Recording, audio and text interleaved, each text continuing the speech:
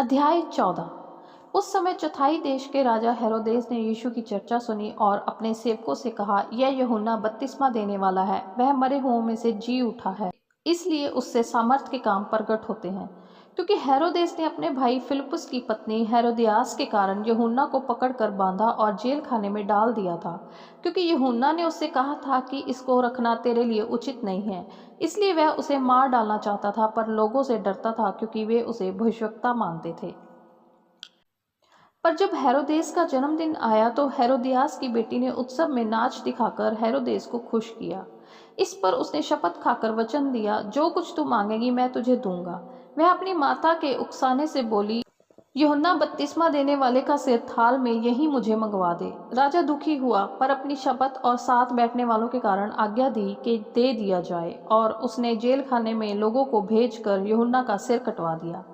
और उसका सिर थाल में लाया गया और लड़की को दिया गया, जिसे वह अपनी माँ के पास ले गई। तब यूहन्ना के चेले आए और उसके शव को ले जाकर गाड़ दिया और जाकर यीशु को समाचार दिया। जब यीशु ने यह सुना तो वह नाव पर चढ़कर वहां से किसी सुनसान जगह को एकांत में चला गया। लोग यह सुनकर नगर नगर से पैदल ही उसके पीछे हो लिए। उसने निकलकर एक बड़ी भीड़ देखी और उन पर तरस खाया और उनके बीमारों को चंगा किया। जब सांझ हुई तो उसके चेलों ने उसके पास आकर कहा, यह सुनसान जगह है और देर हो रही है, लोगों को विदा किया जाए कि वे बस्तियों में जाकर अपने लिए भोजन मोल लें। पर यीशु ने उससे कहा, उनका जाना आवश्यक नहीं, तुम ही इन्हें खाने को दो।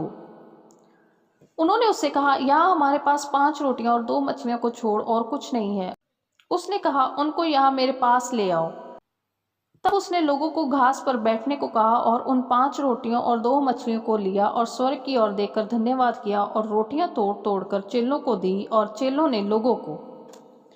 जब सब खाकर तृप्त हो गए तो चेलों ने बचे हुए टुकड़ों से भरी हुई 12 टोकरियां उठाई और खाने वाले स्त्रियां और बालकों को छोड़कर 5000 पुरुषों के लगभग थे। तब उसने तुरंत अपने चेलों को नाव पर चढ़ने के लिए विवश किया कि वे उससे पहले पार चले जाएं, जब तक वह लोगों को विदा करे। वह लोगों को विदा करके प्रार्थना करने को अलग पहाड़ पर चला गया और सांझ को वह वहां अकेला था। उस समय नाव झील के बीच लहरों में डगमगा रही थी, क्योंकि हवा सामने की थी। और यीशु रात के चौथे पहर झील पर चलते हुए उनके पास आया। चेले उसको झील पर चलते हुए देखकर घबरा गए और कहने लगे, यह भूत है, और डर के मारे चिल्लाने लगे। तब यीशु ने तुरंत उनसे बातें की और कहा, ढांढस बांधो, मैं हूं, डरो मत। पतरस ने उसको उत्तर दिया, हे प्रभु, यदि तू ही है तो मुझे अपने पास पानी पर चलकर आने की आज्ञा दे। उसने कहा, आ। तब पतरस नाव पर से उतरकर यीशु के पास जाने को पानी पर चलने लगा, पर हवा को देखकर डर गया, और जब डूबने लगा तो चिल्लाकर कहा, हे प्रभु, मुझे बचा। यीशु ने तुरंत हाथ बढ़ाकर उसे थाम लिया और उससे कहा, हे अल्पविश्वासी, तूने क्यों संदेह किया। जब वे नाव पर चढ़ गए तो हवा थम गई। इस पर उन्होंने जो नाव पर थे उसे दंडवत करके कहा, सचमुच तो परमेश्वर का पुत्र है। वे पार उतरकर गन्नेसरत में पहुंचे।